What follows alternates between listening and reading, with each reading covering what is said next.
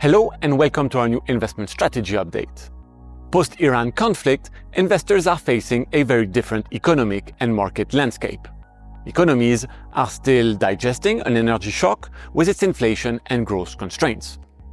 Oil markets have changed, but the impacts look globally manageable. The world economy has proved resilient, and if anything, the outlook has slightly improved. The US economy has been stronger than expected, supported by a stable job market. And as this is no longer a concern for the Federal Reserve, it can now focus more on price stability. Despite above-target inflation, we see Fed rates on hold throughout the second half, depending on how fast inflation declines. But without a doubt, rate hikes are more likely than cuts in the medium term. The capex cycle is still driving US growth, but real households' incomes are declining, and any new import tariffs would weigh on activity. These dynamics will all play out politically as we approach November's midterm elections. In Europe, governments are scaling back their fiscal spending, with EU funding winding down.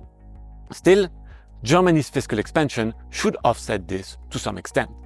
Meanwhile, political uncertainties in the UK will create some volatility. Across Asia and some emerging markets, strength in the technology cycle has offset oil market disruptions. China and Japan have used oil reserves and subsidies to shore up growth. Of course, the Middle East situation can re-escalate, but for now, our base case holds.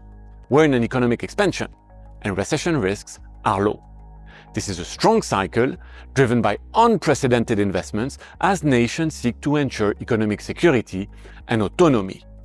And now, this recalibration continues through shifts in energy markets and technology. For Europe, that means a greater focus on domestic energy supplies and defense, while the US and China are locked in a race for technological leadership. Now, for market implications, let's hear from Luca. A key pressure point in markets is easing. A recovery in Hormuz shipping is reducing strain on energy and other key supplies. As a result, oil prices, inflation, and bond yields will all decline over the coming months. For markets, monetary policy and liquidity should remain supportive. A normalization in interest rates and volatility will support equities. This creates favorable conditions for risk assets, and we maintain our pro-risk stance. In equities, we stay overweight. Earnings remain strong and continue to be revised upwards into 2027. So far, the rally has been concentrated in technology, with much attention on IPOs.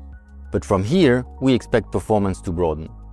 After a strong run, the outlook for tech is more neutral, while cyclical sectors should recover. We favor financials alongside healthcare and utilities. So where do we see the strongest opportunities? Emerging markets continue to stand out. Earnings momentum is strong and valuations more attractive than in developed markets. While Korea and Taiwan have led performance so far, China has scope to catch up. In developed markets, we've increased exposure to US small capitalizations, which should benefit from resilient growth, lower bond yields, and attractive valuations. We keep our overweight in Japanese stocks, where earnings growth is strengthening. In fixed income, we have raised exposure to global government bonds to neutral, locking in high yields as price pressure eases. The most compelling income opportunities, however, remain in emerging market hard currency debt. Our holdings here mean our overall fixed income allocations are overweight.